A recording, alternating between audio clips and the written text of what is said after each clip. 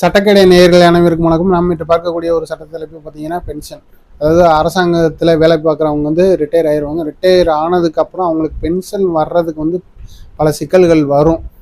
என்ன பார்த்தீங்கன்னா, இவர் ஒரு சில காரணத்தினால வந்து இவர் ஒழுங்காக வேலை பார்க்கல, இவர் ஒரு ஒரு குற்றம் சாட்டப்பட்டவர், இடையில இருக்கிறப்ப அவரோட ஏதோ ஒரு நடைமுறை தவறிட்டார், ஒரு ஒரு கையாடல் பண்ணிட்டாரு அப்படின்ற ஒரு வழக்கு இருக்குது. அதனால் இவருக்கு வந்து பென்ஷன் கொடுக்க மாட்டோம்.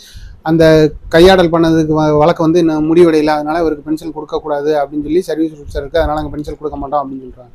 அதனால் நீங்கள் வந்து என்ன பண்ணணும்னா, மாண்புமிகு உயர்நீதிமன்றத்தை அணுகி, சப்போஸ் உங்கள் பேரில் எந்த குற்றமும் இல்லை, அந்த குற்ற வழக்கு வந்து சீக்கிரம் முடிக்கணும், சும்மா பொய்யாக வந்து ஃபேப்ரிகேட்டடாக என் மேலே வந்து வழக்கு பதிவு செஞ்சுருக்காங்க, இந்த மாதிரி நான் வந்து ரிட்டையர் ஆக போகிறேன்னு சொல்லி ஒரு காழ்ப்புணர்ச்சியில் இந்த மாதிரி பண்ணியிருக்காங்க அப்படின்னு சொல்லி உங்கள் சைடு இருக்கிற வந்து நியாயத்தை வந்து சொல்லி உங்களுக்கு உண்டான நீதி பரிணாமத்தை பெற்றுக்கொள்ளலாம். நன்றி, வணக்கம்.